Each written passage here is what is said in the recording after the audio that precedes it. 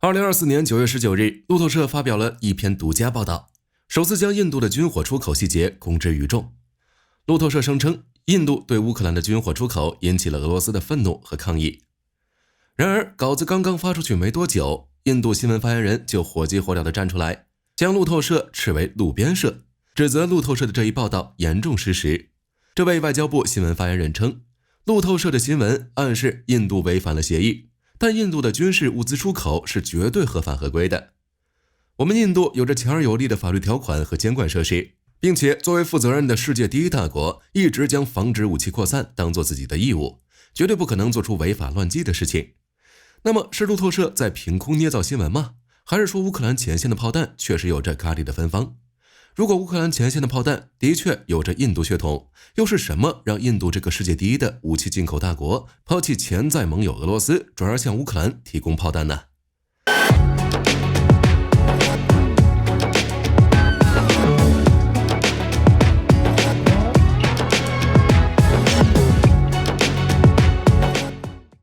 自从19世纪下半叶开始，大型军事工业的诞生和扩张，催生了军火贸易这门事业。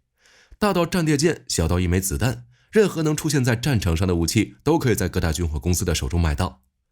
俗话说得好，杀头的生意有人做，赔钱的买卖没人做。军火贸易的单价极高，利润也十分可观。根据斯德哥尔摩国际和平研究所的报告，2023年年度美国的军火出口额高达了2380亿美元，创下了历史新高。那么印度的军火出口有多少呢？根据印度7月份发布的经济调查报告，印度2023年的国防出口总额创下历史新高，达到了惊人的25亿美元，却连美国的零头都没摸到。自从俄乌战争开打以来，印度一直保持相对中立，尽量不让自己卷入大国争锋之中。然而，印度和美俄之间千丝万缕的联系是断不了的。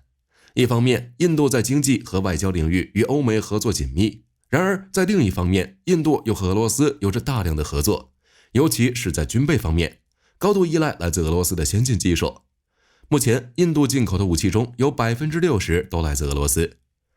正因如此，至少在明面上，印度是不会向乌克兰提供武器弹药的。那么，路透社的这篇报道又是从何而来呢？让我们接着往下看。据分析，这些卖给乌克兰的弹药并不是在印度生产，然后直接打包送到基辅的，而是通过其他几个国家进行中转，以绕开印度的出口管制。意大利的国防承包商 MES 是印度军火公司杨特拉的最大客户，这家公司的总部位于意大利罗马。他们和杨特拉达成协议，建立了一条155毫米炮弹外壳的生产线。截止到2024年7月，杨特拉向 MES 提供了价值3500万美元的 L15A1 炮弹的外壳。而海关记录显示，一家总部位于英国的公司通过 MES 向乌克兰出口了价值670万美元的弹药，其中就包括了这些 L15A1 炮弹。显然是 MES 完成了最后的炮弹组装，并把它们打包发往俄乌前线的。今年5月份，西班牙交通部长奥斯卡·普恩特在社交媒体上分享了一份销售合同，其内容是捷克国防部从印度订购了数十万枚炮弹，而捷克正是俄乌战争中为乌克兰贡献炮弹最多的国家之一。由捷克牵头的国际弹药采购计划向乌克兰提供了上百万枚炮弹。此外，2024年5月，一艘满载印度军火的货轮博尔库姆号停靠在西班牙港口，遭到了当地一些人士的抗议。然而，西班牙媒体《世界报》很快报道称，这些军火将被送往俄乌前线，而不是以色列。种种迹象都表明，虽然数量有限，但印度的确在源源不断地向乌克兰提供军火。我们不难注意到两个问题：一方面，印度正在向欧美释放信号，表明在俄乌冲突中，印度并没有站在俄罗斯一边。作为一个独立的大国，印度政府不受俄罗斯的控制。而另一方面，则是乌克兰前线长期存在的炮弹危机。正所谓马无夜草不肥，人无夜宵不胖，士兵没有弹药就没法打仗。消息人士称，印度生产的弹药仅占乌克兰进口弹药的一小部分。据估计，这些弹药连乌克兰进口弹药的1%都不到，却需要经过复杂的手续，辗转多个国家才能来到俄乌战场。如果不是乌克兰那边弹药实在匮乏，也不需要印度这点炮弹了。那么问题来了，正如我们前面提到的，美国是全球第一的军火出口国，出口军火的总价值几乎等于全世界其他国家的总和。上至飞机，下到大炮，没有美国军火商不卖的。这么强大的军工实力，怎么连乌克兰的炮弹都供应不上，还要让捷克满世界去买，甚至都买到印度头上了呢？实际上，并不是美国和他的北约盟友不愿意为乌克兰提供炮弹，而是他们实在是心有余而力不足。其根源在于欧美各国近10年来对局势的误判，极大地削弱了欧美各国的军工实力，在俄乌战争爆发后，阻碍了北约向乌克兰提供弹药的能力。2014年俄罗斯入侵克里米亚之后，北约官员就曾多次警告，一旦发生战争，北约的军火工业没有能力增加产量。这一时期，欧美各国的许多军火工厂早已破旧不堪，甚至陷入了完全停摆的状态。目前，整个欧洲有能力制造 TNT 炸药的，只有波兰西部彼得哥什市的一家工厂。传统的军工企业大国，例如德国和英国，早在2008年前就已经不再生产 TNT。这些高爆炸药是大口径炮弹杀伤力的根源，而现在的北约各国显然缺乏生产它们的能力，这就导致了现在俄乌前线急需的155毫米炮弹产量严重不足。2014年，整个美国甚至没有制造一枚155毫米炮弹，而使用这种炮弹的 M109 自行火炮仅在美国就有1000辆之多。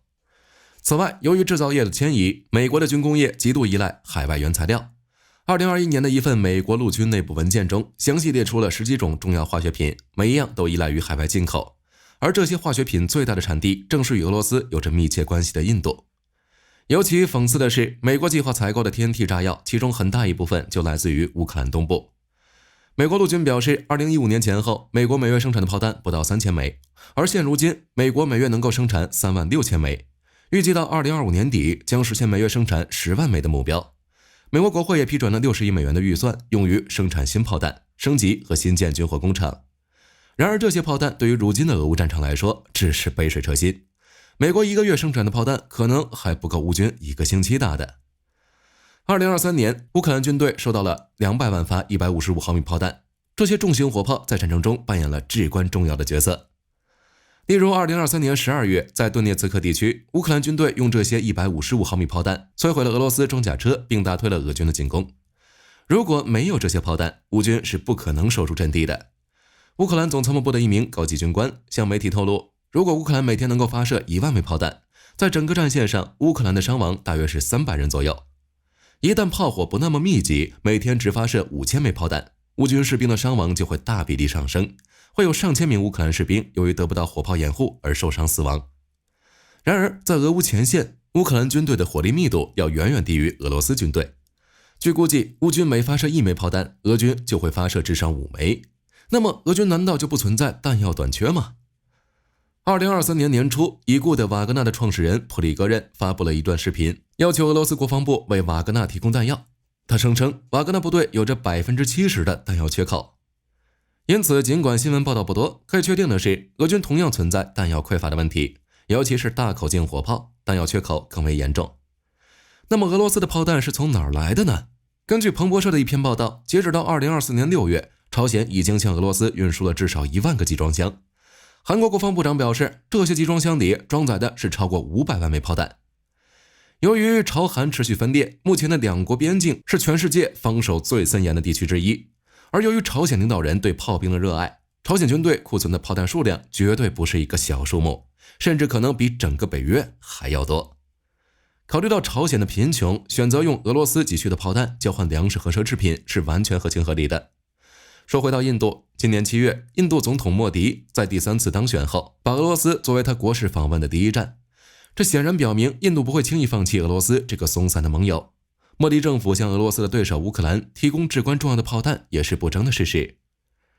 印度政府是在试探俄罗斯的底线，准备投向欧美的怀抱，还是用无伤大雅的军火出口表明自己中立的立场？我们将拭目以待。